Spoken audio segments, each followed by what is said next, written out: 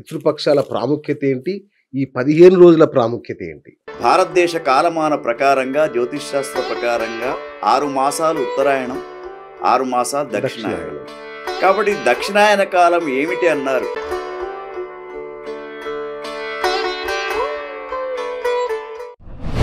పితృతర్పణం, శ్రాద్ధం ఈ రెండింటికి ఉన్న తేడా ఏంటి గురుగారు?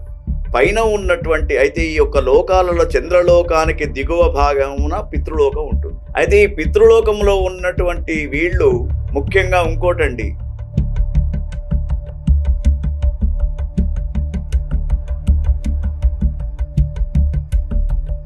ఈ పితృపక్షాల్లో కాకి భోజనం పెడుతుంటారు. పితృపక్షాలు కాకి భోజనం అంటుంటారు. ఏంటా కదా?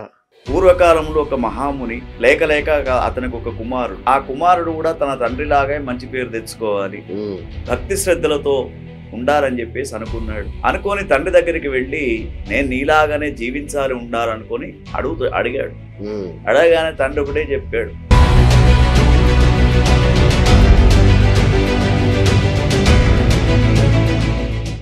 చాలా మంది ఈ పితృపక్షాలను ఆచరించరు. దానివల్ల ఏమైనా నష్టాలు ఉన్నాయా? మనిషి చనిపోయిన తర్వాత, గతించిన తర్వాత ఆ యొక్క జీవుడు అనేవాడు 3 రోజులు అగ్నిలో ఉంటాడు ఆత్మ, 3 రోజులు జలంలో ఉంటాడు, 3 రోజులు వాయువులో ఉంటాడు, 10వ రోజు ఇంటి చుట్టూ తిరుగుతూ ఉంటాడు, 11వ రోజు వీడు చేసే కర్మకాండ, 12వ రోజు వీడు చేసే స్వర్గపాత్ర ఏదైతే ఉంటుందో వాటి ద్వారా మోక్ష మార్గం వైపు వెళ్తాడు.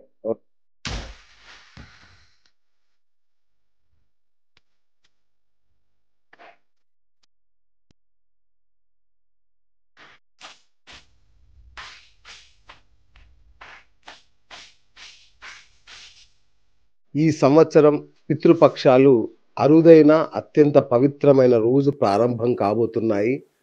అది కూడా 165 సంవత్సరాల తర్వాత ఇలాంటి ఒక అరుదైన సందర్భం ఇది. అదేంటి మరి, ఆ రోజున చేస్తే ఏం జరుగుతుంది తెలుసుకుందాం. Hi viewers, welcome to BS talk show. నేను మీ బుర్రా శ్రీనివాస్.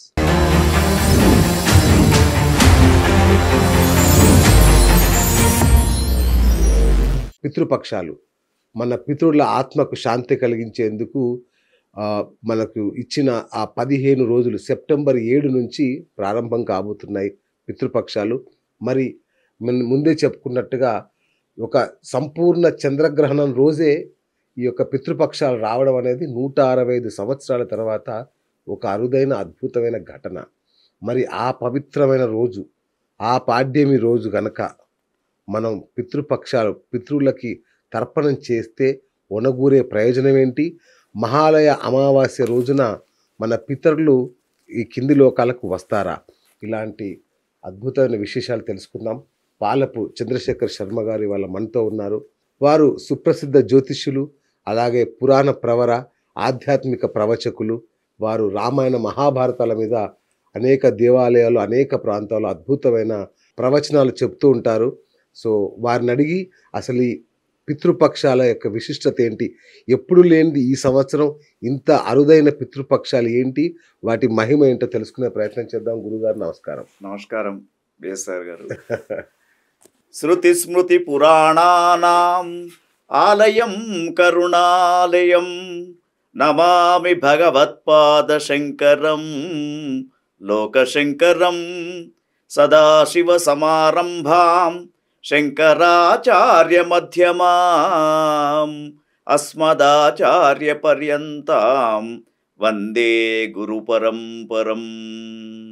శ్రీ గురుభ్యో నమః. శ్రీమాత్రే నమః. గురుగారు, ఈసారి చాలా విశిష్టమైన రోజుగా చెప్తున్నారు. 165 సంవత్సరాల తర్వాత ఒక అరుదైన దృశ్యం కనబడుతోంది. పితృపక్షాలు కూడా ఈ సంపూర్ణ చంద్రగ్రహణం రోజున ప్రారంభం అవ్వడం ఏంటి, అసలు ఈ పితృపక్షాల ప్రాముఖ్యత ఏంటి, ఈ 15 రోజుల ప్రాముఖ్యత ఏంటి? చాలా చక్కని ప్రశ్న అండి. ఎందుకంటే అసలు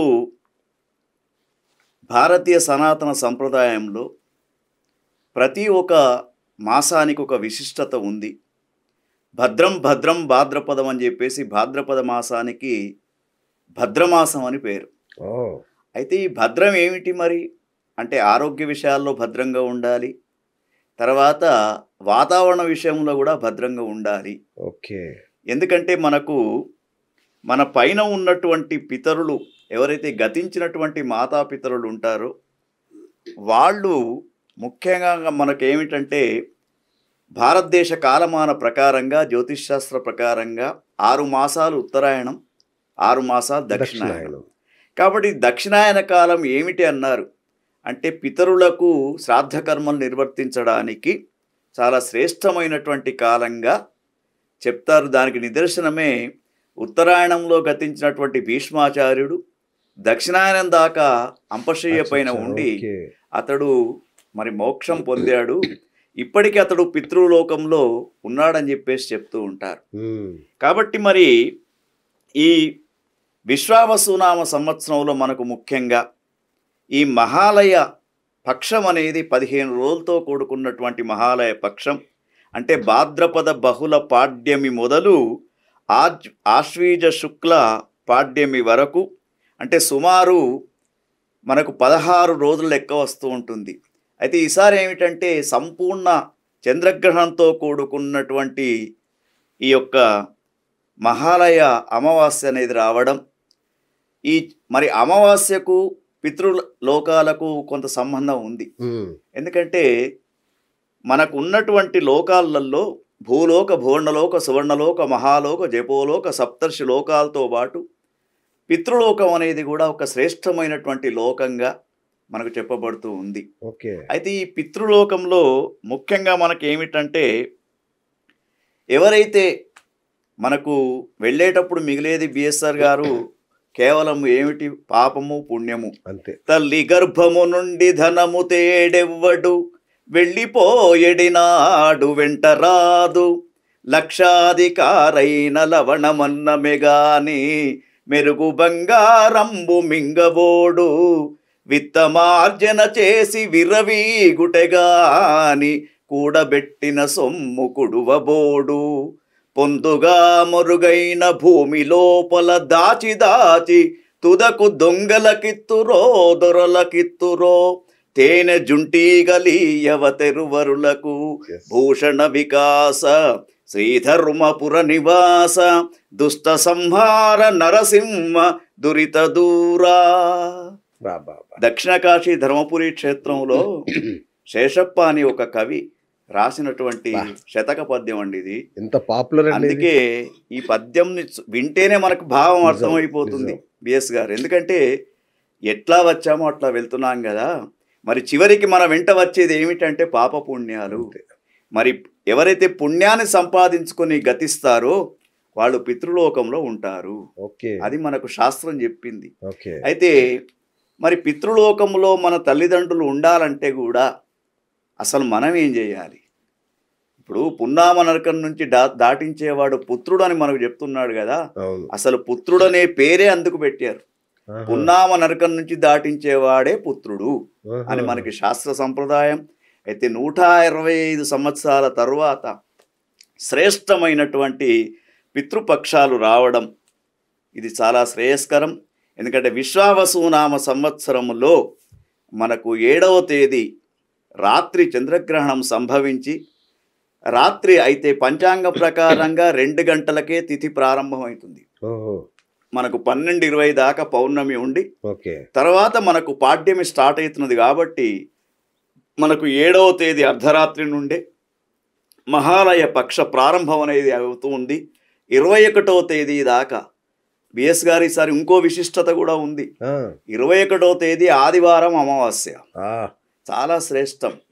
ఎందుకంటే ఏ సూర్యుడైతే గ్రహస్థితిలో అనుకూలమైనటువంటి స్థితి ఉండడో అది పితృ దోషంగా పరిగణించబడుతూ ఉందో అదే ఆ సూర్యుడు ఉండే రోజే మనకు అమావాస్య వస్తూ ఉంది. అంటే గురుగారు ఈసారి అంటే ఆ సమయంలో అంటే సినిమా నాలెడ్జ్ తో అడుగుతున్నాం మిమ్మల్ని. చెప్పండి. అంటే ఈ మన భూత పేత పిశాచ గణాలు కూడా విజృంభించే రోజు అది. అవును. ఎందుకంటే ఆదివారం అమావాస్య అనేది మనకు పూర్వకాలం నుంచి కూడా మన చిన్నప్పుడు కూడా బిఎస్ గారు మనకి, ఎందుకంటే మన తల్లిదండ్రులు కూడా అమావాస్య ఆదివారం ఎటు వెళ్ళొద్దు అంటారు అర్ధరాత్రి.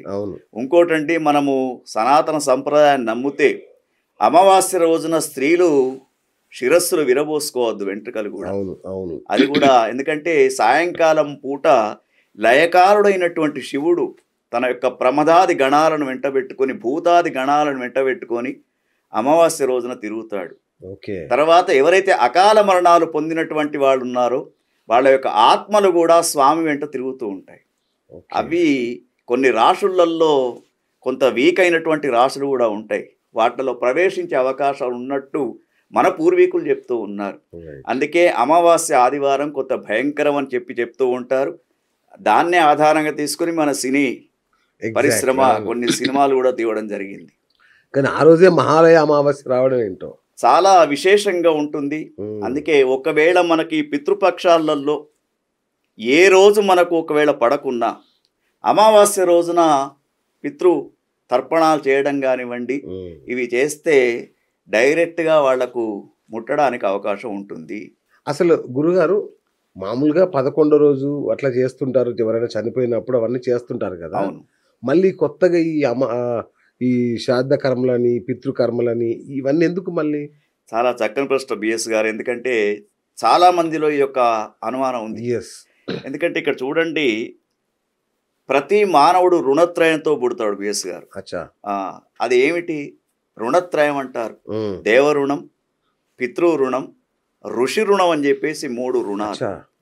మరి ఈ యొక్క దేవరుణాన్ని మనం దేవతలు సమర్పించినటువంటి పంచభూతాలను గౌరవిస్తే దేవరుణం.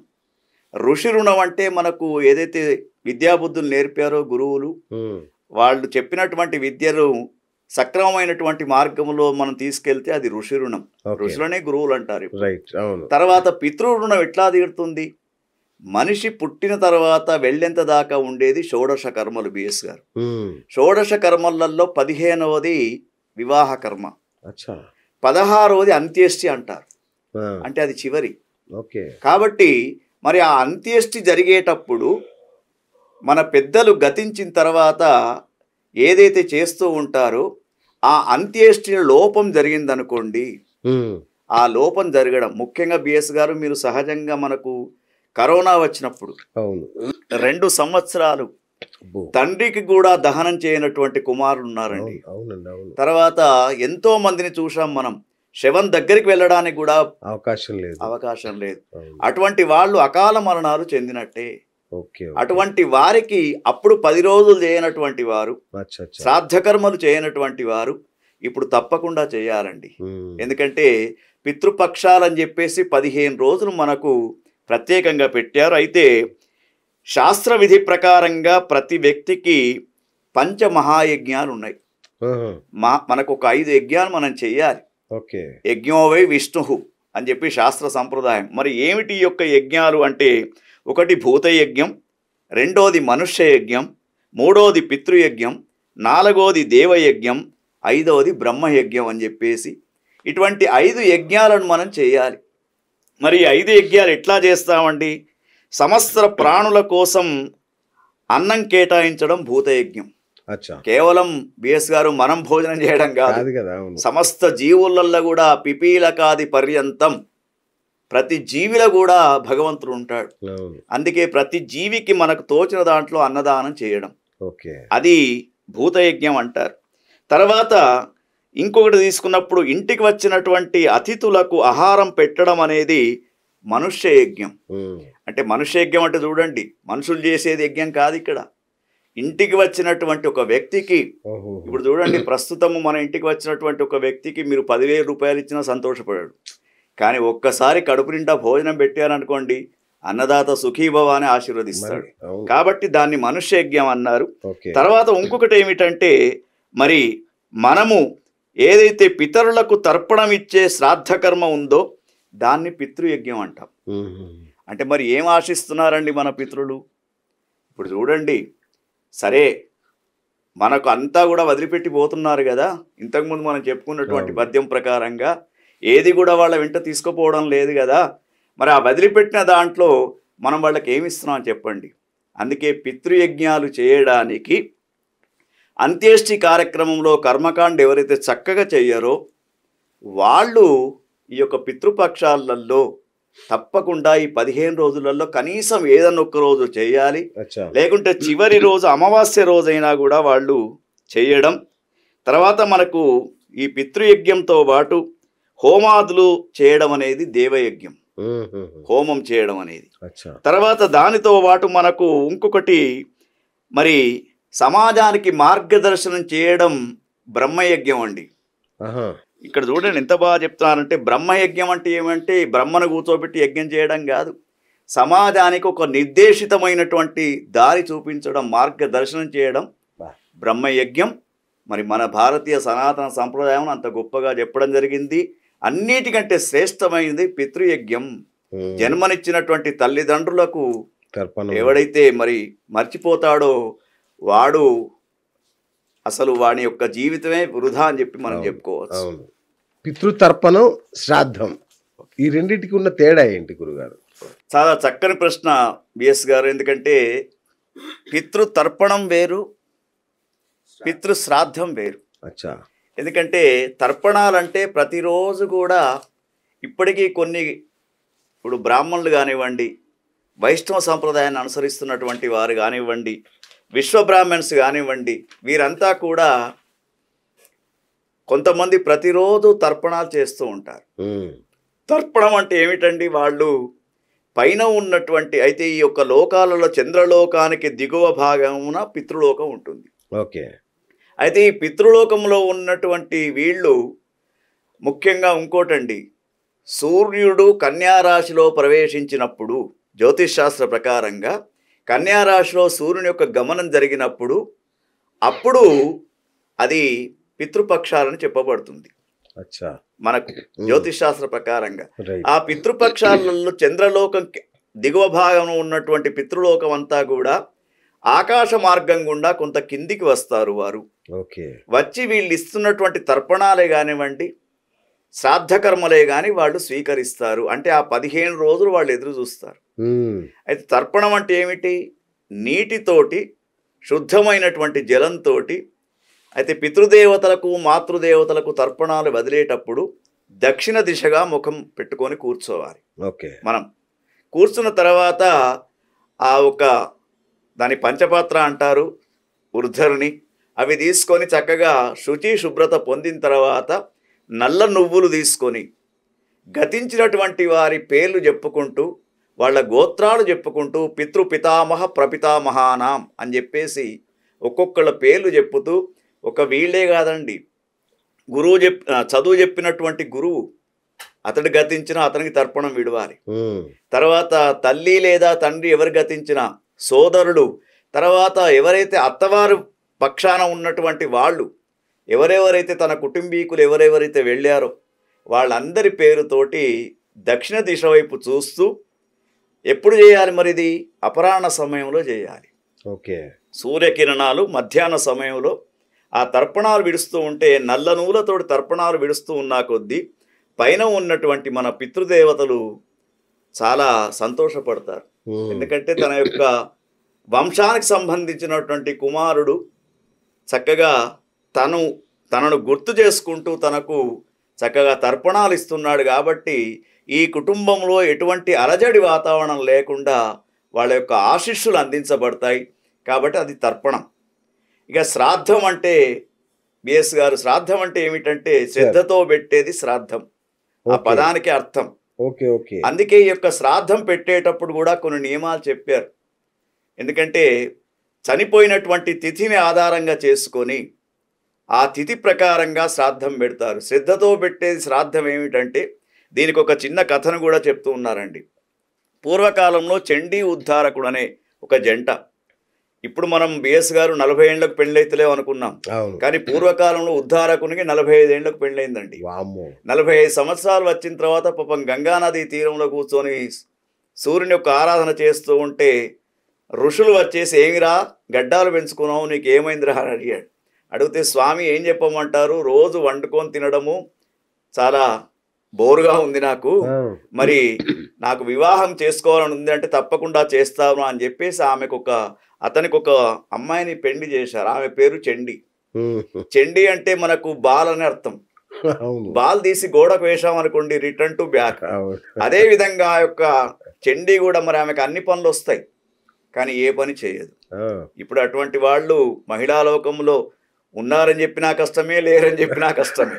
కాబట్టి అవును. అటువంటి ఉద్ధారకునికి పాపం వివాహం అయింది కానీ సంతోషపడుతూ చాలా రోజులు ఎటువంటి భోజన సౌకర్యం లేకుండా ఉన్నాడు. కాబట్టి చండీ చండీ నాకు ఇటు ఇది చెయ్యి అది చెయ్యి అంటే ఏది చేయడం లేదు.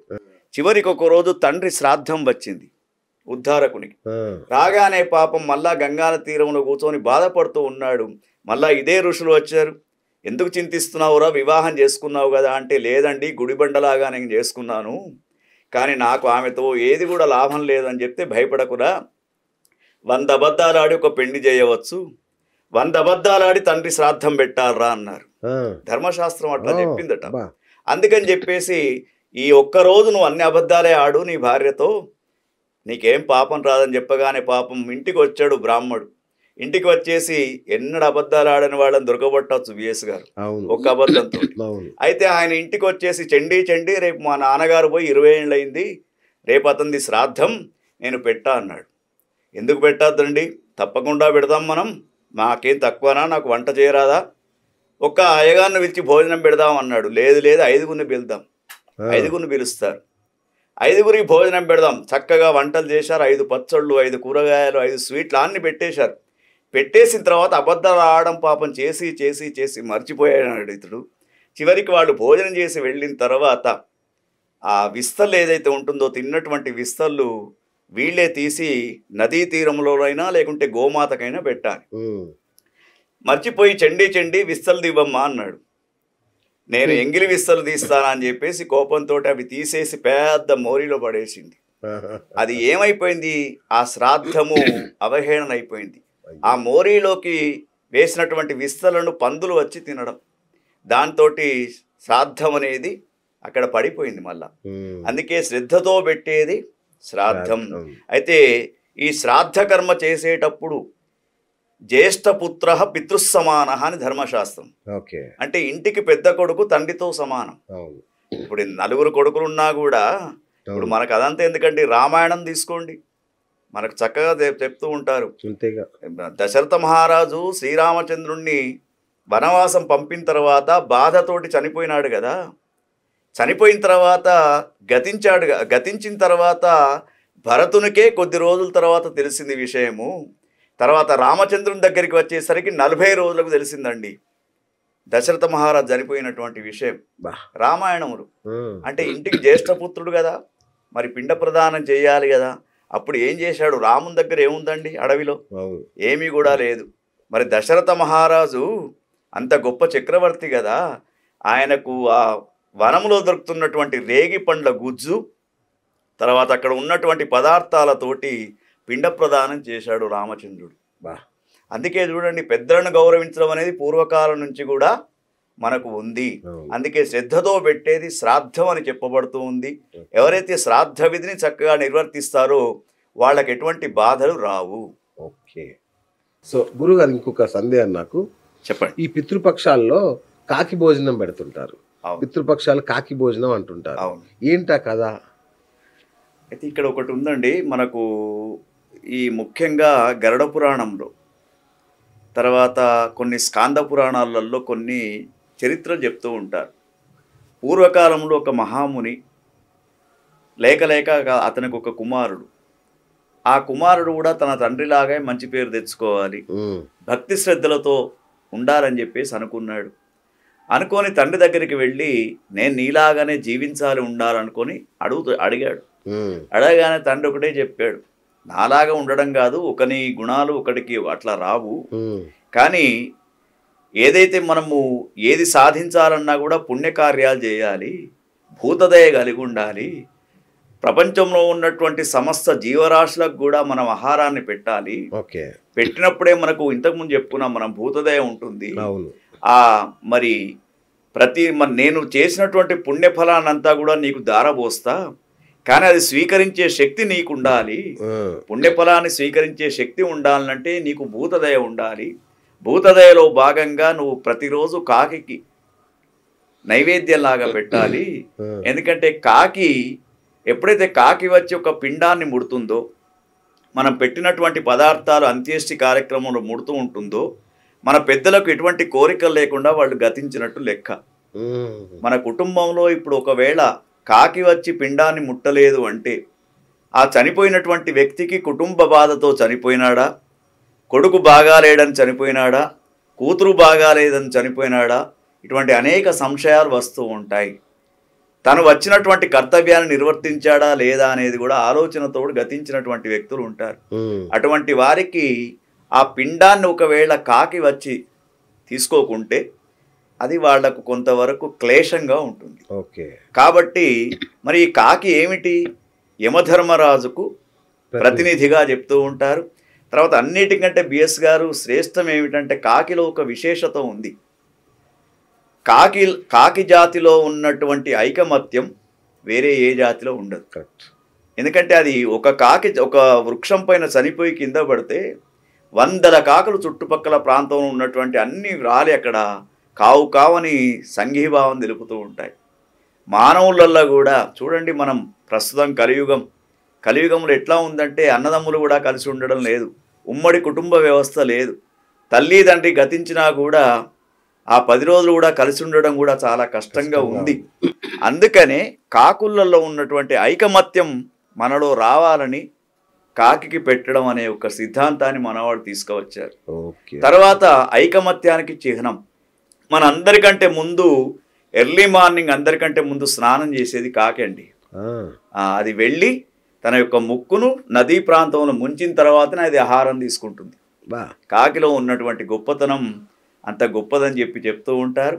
అందుకే మరి ఈ పితృలోకంకు వాళ్ళు చేరుకున్నారనే దానికి అనాథ నాథనో దేవ శంఖచక్ర గదాధర అక్షయ పుండరీకాక్ష ప్రేత మోక్ష ప్రదోభవ అని గరుడ పురాణంలో శ్లోకం.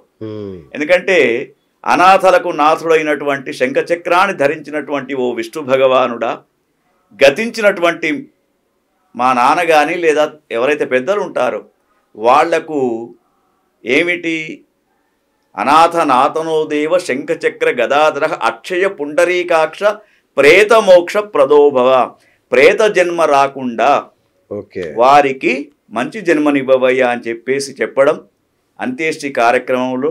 అందుకే కాకికి పెట్టడం అనేది మనం శ్రేష్టంగా చెప్పుకుంటూ ఉన్నాం. ఇంత చరిత్ర ఉందా? అవును, గరుడ పురాణంలో ఇది వర్ణించడం జరిగింది. మన సాంప్రదాయాలు కనుక చూసుకుంటే అసలు ఈ పితృపక్షాల్లో ఎవరెవరు పాల్గొనాలి? చిన్న పిల్లలు కూడా పాల్గొనాలా? అసలు ఎవరెవరు చేయాలి అసలు ఈ పితృపక్షాలు? అసలు పితృపక్షం అంటేనే మనకు ఆ 15 రోజులలో పెద్దవాళ్ళని గౌరవించే ఒక పండుగ అనుకోవాలి. రైట్, అది. ఎందుకంటే దీనికి వయసుతో సంబంధం లేదండి. ఇప్పుడు ఎవరైతే పితృపక్షాలు చేసే కొడుకు ఉంటాడో అతని యొక్క వంశం మొత్తం కూడా రావాలి. ఎందుకంటే పితృదేవతలు అని చెప్పబడ్డారు. దేవతాలోకంతో పాటు పితృదేవతాలోకం కూడా ఒకటి ఉంది. వాళ్ళు శాశ్వతంగా అక్కడ ఉండి చూస్తూ ఉంటారు. అందుకే ఇప్పుడు కొన్ని కుటుంబాలలో బిఎస్ గారు నాంది శ్రాద్ధం అని పెడతారు. నాంది శ్రాద్ధం ఏమిటి? శుభకార్యం కంటే ముందు పెద్దలను ఆహ్వానించడమే నాంది శ్రాద్ధం. అది చేసిన తర్వాతనే శుభకార్యాలు చేస్తూ ఉంటారు. కాబట్టి పెద్దవాళ్ళ యొక్క ఆశీస్సులు అందరికీ కావాలి. మరి ఒకవేళ మనము అమ్మాయిలకు పెళ్లి చేసినా కూడా వాళ్ళు కూడా వచ్చి ఆ రోజు భోజనం చేయాలి, ప్రసాదంగా తీసుకోవాలి. కుటుంబంలో ఉన్నటువంటి వాళ్ళంతా కూడా, ఎందుకంటే మనకు తాతలు తండ్రులు ముత్తాతలు ఇటు 7 తరాలు అటు 7 తరాల వంశం అంతా కూడా ఆ రోజు వచ్చి ఆశిస్తూ ఉంటారు. కాబట్టి మరి అందుకే చూడండి, కన్యాదానం చేసేటప్పుడు కూడా మనకు వివాహ సంస్కారంలో 7 తరాలు వంశవృద్ధి జరగాలనే మనం కన్యాదానం వివాహాలు చేస్తూ ఉన్నాం.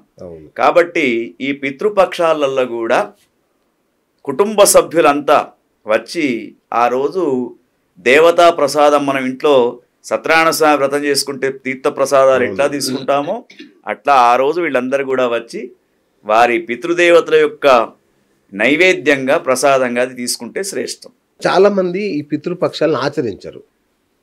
దానివల్ల ఏమైనా నష్టాలు ఉన్నాయా? చాలా చక్కని ప్రశ్న బిఎస్ గారు. ఎందుకంటే పూర్వకాలంలో ఇంకా ఒక గమ్మత్తు ఉండి బిఎస్ గారు, 3 రోజులకే పక్షికి పెట్టామంటారు. అవును, లెక్క ప్రకారం మనకి ఇక్కడ గరుడ పురాణం దీనికి చాలా బాగా చెప్తుందండి.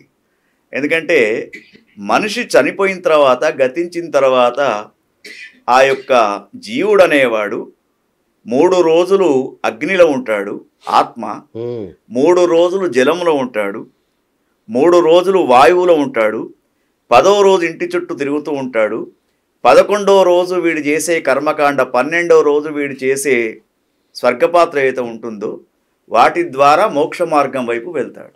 ఓకే. కాబట్టి చాలా పూర్వీకులు ఒక ఆచారం ఎట్లా పెట్టారంటే 3 రోజులకు 5 రోజులకు పెట్టుకు పెట్టాం, అంతా అయిపోయిందని చెప్తూ ఉంటారు. కానీ మనకు గరుడ పురాణ శాస్త్ర సంప్రదాయ ప్రకారంగా మరి నరకాలు ఉన్నాయి. ఆ 21 రకాల నరకాలు ఉన్నాయి. 21 నరకాలను దాటాలంటే సంవత్సరం పాటు ఈ యొక్క ఆత్మ తిరుగుతూ ఉంటుంది పైన. కాబట్టి ఒక సంవత్సరం దాకా సూతకం అనేది కూడా పాటిస్తూ ఉంటారు. కాబట్టి వీళ్ళు 5వ రోజు 3వ రోజు పిట్టకు పెట్టడం అనేది పూర్వకాలం నుంచి వస్తున్నటువంటి ఒక సంప్రదాయం తప్ప ఆచారం కాదు. 10 రోజుల నియమం పాటిస్తేనే మంచిది, ఇంతకుముందు మనం చెప్పుకున్నట్టు. తర్వాత 11, 12 రోజులలో చేసిన తర్వాత ఇక స్వర్గపాత్ర అని ఒక కార్యక్రమాన్ని చేస్తారు. అంటే అతడు వెళ్ళాలి, స్వర్గానికి వెళ్ళాలి, లేదా శివలోక సాయుధ్య ప్రాప్తి రస్తు అంటారు. కాబట్టి మరి ప్రతి వాళ్ళు కూడా జన్మనిచ్చినటువంటి తల్లిదండ్రులకు ఈ యొక్క పితృపక్షాలలో ఒకవేళ శ్రాద్ధకర్మ చక్కగా నిర్వర్తించకుంటే ఇప్పుడైనా కనీసం ఒక్కరోజైనా వాళ్లకు నిర్వర్తించడం అనేది శ్రేయస్కరం. ఇంతకీ పితృదోష నివారణకు ఎలాంటి పూజలు, ఎలాంటి పరిహారాలు చేసుకోవాలి? అయితే ముఖ్యంగా మనకిప్పుడు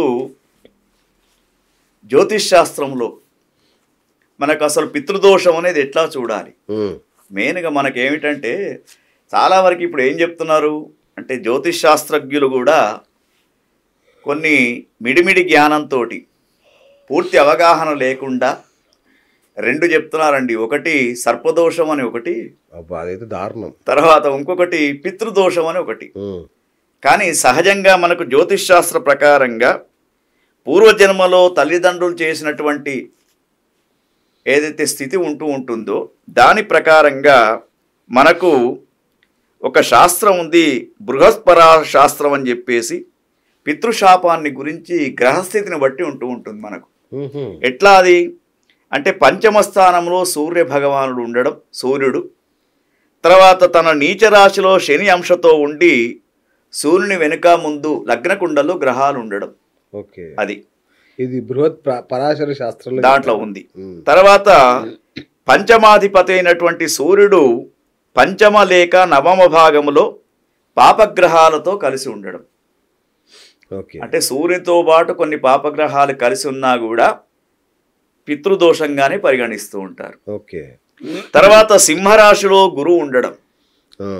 సింహరాశిలో మేషం, వృషభం, మిత్రం, కర్కాటకం, సింహం అంటే 5వ స్థానం మనకు ఉన్నటువంటి లగ్న కుండల్లో 1 నుంచి 5వ స్థానంలో లగ్న ఇక్కడ ఏదైతే ఉందో సింహరాశిలో గురువు ఉండడం కూడా, పంచమాధిపతి సూర్యునితో కలిసి ఉండడం కూడా, పంచమం లగ్నంలో పాపగ్రహం ఉండడం, ఇవన్నీ కూడా జ్యోతిష్ శాస్త్ర ప్రకారంగా పితృదోష కారకాలు.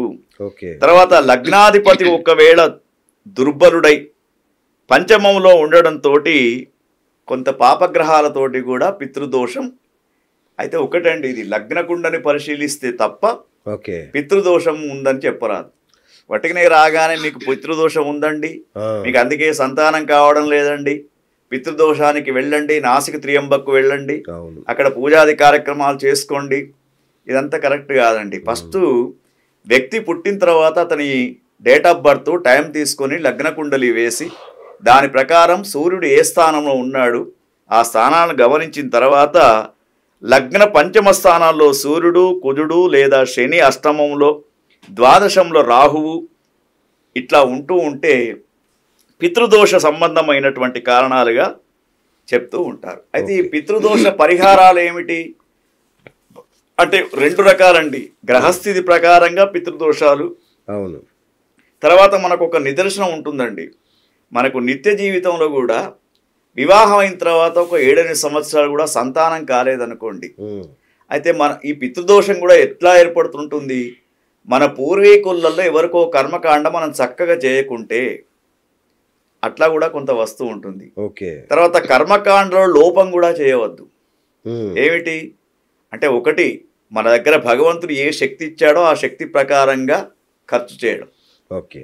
మంచం ఎంత ఉంటే కాలంత జాప, అంతే కదా, అంతే తప్ప పొడువుగా జాపుతామంటే వీళ్ళ కాళ్ళు నొక్కులేస్తుంది కదా. అవును. కాబట్టి మరి ఈ యొక్క ఏదైతే ఉంటుందో పితృకర్మలలో ఏ దానం ఎప్పుడు ఏది చేయాలో అది చేస్తేనే వీళ్ళ కుటుంబాలు బాగా ఉంటాయి. ముఖ్యంగా పితృదోషం ఉన్నటువంటి కుటుంబాలలో సంతానం ఉండదు. తర్వాత ఎప్పుడు కూడా వాళ్ళ కుటుంబంలో అనేకమైనటువంటి వ్యాధులు ఉంటూ ఉంటాయి. అదొకటి. తర్వాత ధనం ఎంత సంపాదించినా కూడా నిల్వ ఉండకపోవడం, ఇవన్నీ కూడా మనకు పితృదోషానికి కొంత కారకంగా చెప్తూ ఉంటారు. అయితే వీళ్ళు మరి పుణ్యక్షేత్రాలకు వెళ్ళినప్పుడు గయా, కాశీ, నాసిక్, త్రియంబకేశ్వర్ ఇటువంటి దిక్కు వెళ్ళినప్పుడు వీళ్లకు చక్కని కార్యక్రమాలు చేయిస్తూ ఉంటారు. నదీ ప్రాంతాలలో ముఖ్యంగా వీళ్లకు పితరులను సంతృప్తిపరిచే మార్గం ఏదైతే ఉంటుందో దాని ద్వారా చేస్తే మాత్రమే వీళ్లకు మరి నారాయణ బలి, నాగబలి, తర్వాత త్రిపిండి శ్రాద్ధం ఇటువంటి కార్యక్రమాలు చేయిస్తూ పితృదోషాన్ని తీసివేయడానికి అవకాశం ఉంటూ ఉంటుంది. తర్వాత పితృదోష నివారణకు ముఖ్యంగా ఎన్నో రకాల ఉపయోగపడేది పితృపక్షం. ఈ పితృపక్షాలలో పితృదేవతలను పూజించడం ద్వారా కూడా దోషాలు పోతూ ఉంటాయి. భారతీయ సంప్రదాయంలో మూల సిద్ధాంతాన్ని మనం చూసినప్పుడు శ్రద్ధయా క్రియతే తతు శ్రాద్ధమని, శ్రాద్ధకర్మలు పెట్టడం, పితరులను సంతృప్తిపరచడం. తర్వాత మృత్యు తిథి రోజుని పితరులకు ఇప్పుడు పాడ్యమి నాడు చనిపోయినారనుకోండి, పాడ్యమి రోజే పెట్టాలి. సప్తమి ఉందనుకోండి, సప్తమి రోజే పెట్టాలి. తర్వాత ముఖ్యంగా తిథిని మధ్యాహ్న సమయానికి ఉందా లేదా చూసుకోవాలి, అపరాహ్న సమయానికి చూసుకొని చేస్తే వీళ్ళకు పితృదోషం అనేది ఉండదు. మరి శ్రాద్ధం పెట్టినటువంటి వాడికి ఏమిటంటే పుత్రనామాయుస్తద రోగమైశ్వర్యమతులం తథా ప్రాణోతి పంచమేం కృత్వా శ్రాద్ధకామాంశ పుష్కలాన్. ఈ పితృపక్షాలలో శ్రాద్ధకర్మ నిర్వర్తిస్తున్నటువంటి వారికి పుత్రుడు, ఆయుష్షు, ఆరోగ్యము, అసమాన ఐశ్వర్యము, కోరిన కోరికలు సిద్ధిస్తూ ఉంటాయని చెప్పేసి ఇంత గొప్పతనం ఉందండి దీనికి. అందుకే మరి ఈ పితృపక్షాలను వినియోగించుకోవాలి. సో గురుగారు, ఇప్పుడు ఈ పితృపక్షాలు ముగిశాక ఏం చేయాలి? ఏమైనా చేయాలా తర్వాత? ఏం లేదండి, పితృపక్షాలు ముగిసిన తర్వాత ఈ 15 రోజులు వాళ్ళకే. తర్వాత మళ్ళా మనకు అమావాస్య తెల్లవారు నుండే ఆశ్వజ మాసం ప్రారంభం. జగన్మాత జగజ్జనని ఆది పరాశక్తి అమ్మలగన్న అమ్మ ముగురమ్మల మూలపుటమ్మైనటువంటి తల్లి యొక్క నవరాత్రి ఉత్సవాలు ప్రారంభమవుతాయి. అప్పటి నుండి చిన్న చిన్న శుభకార్యాలు కూడా మనకు వివాహ సంప్రదాయాలు కానివ్వండి, వివాహాలు పెట్టుకోవడం కానివ్వండి, ఈ దసరా నుంచి శుభముహూర్తాలు కూడా మనకు కనబడుతూ ఉంటాయి. సో గురుగారు, ఈ పితృపక్షాల్లో ఏ తిథి రోజు పితృతర్పణాలు చేస్తే మంచిది? ముఖ్యంగా మనకు విశ్వావసునామ సంవత్సరంలో చాలా చక్కని ప్రశ్న బిఎస్ గారు. ఎందుకంటే పితృపక్షాలలో కూడా తిథులను బట్టి కూడా మనకు ఎటువంటి లాభాలు జరుగుతాయి. అయితే కొంతమందికి చనిపోయినటువంటి రోజే వీలు కాకపోవచ్చు తిథి ప్రకారం. కానప్పుడు వాళ్ళు ఏం చేయాలి, ఒకవేళ పాడ్యమి రోజున పెట్టారనుకోండి ధన సంపద పెరుగుతుంది. తర్వాత విధియ రోజున పెట్టారనుకోండి రాజయోగం వస్తుంది, రాజకీయాలలో వెళ్ళాలనుకునే వాళ్ళకు. ఎందుకంటే ఎక్కడ వెళ్ళాలనుకున్నా కూడా మన పితృల యొక్క ఆశీస్సులు మనకు కావాలి. అదేవిధంగా తదియ రోజున పెట్టామనుకోండి శత్రునాశనం జరుగుతుంది. తర్వాత చతుర్దశి రోజున పెడితే ఇష్టకామ్య ప్రాప్తి జరుగుతూ ఉంటుంది. అదేవిధంగా పంచమి రోజున పెడితే ఉత్తమ లక్ష్మీ ప్రాప్తి కలుగుతూ ఉంటుంది.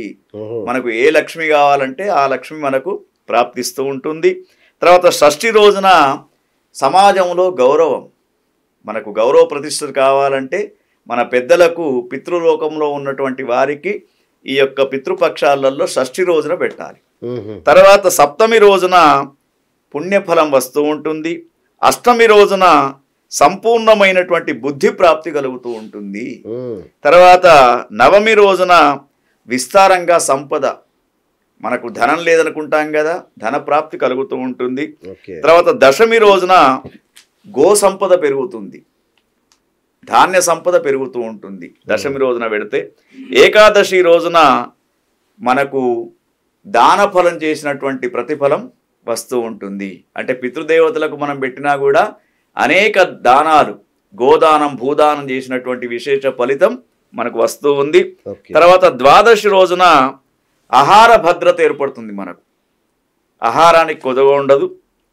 త్రయోదశి రోజున దీర్ఘ ఆయుష్, ఆరోగ్యం పెరుగుతూ ఉంటుంది. చతుర్దశి రోజున శత్రుభయం నుంచి విముక్తి లభిస్తూ ఉంటుంది. అమావాస్య రోజున అన్ని కోరికలు తీరుతాయి. అందుకే ఈ 14 తిథులలో ఏ రోజు వీలు కాకున్నా మహాలయ అమావాస్య అంటే దానికి పేరే మహా. అవును. మహా అంటే ఏమిటి? మనకు చూడండి, బ్రహ్మాండ మనకు పరమాత్ములలో ఒకడే ఒక దేవుడు, మహాదేవుడు. మహాలయ అమావాస్య, మహాశివరాత్రి. లయం. కాబట్టి మహా అనేది గొప్ప పదంగా చెప్తూ ఉంటారు. అమావాస్య అని చెప్తారు కానీ మహా అనే పదం మాత్రం ఇప్పుడు వచ్చే అమావాస్యకే చెప్తూ ఉంటారు. కాబట్టి మహాలయ అమావాస్య రోజున పితృ ఆశిష్యులు, మాతృ ఆశిష్యులు తీసుకోవాలనుకునే వాళ్ళు గతించినటువంటి వాళ్ళు, ఎవరైతే తల్లిదండ్రులు లేనటువంటి వాళ్ళు ఉంటారో వాళ్ళకి తప్పకుండా పితృపక్షాలను పాటించాలి. థ్యాంక్ యూ గురుగారు. నిజంగా అద్భుతమైన అంటే పితృపక్షాల గురించి చక్కగా వివరించారు మాకు. ధన్యోస్మి. అట్లాగే మన జ్యోతిష్యులు, సుప్రసిద్ధ జ్యోతిష్యులు కూడా వీరు. కాబట్టి మీకు జ్యోతిష్యపరమైన ఎలాంటి సందేహాలున్నా ఈ కింద స్క్రోల్ అవుతున్న నెంబర్కి ఫోన్ చేసి మీ సందేహాలను నివృత్తి చేసుకోవచ్చు. ఇది ఇవాల్టి బిఎస్ టాక్ షో. నేను మీ బిఎస్ సైనింగ్ ఆఫ్.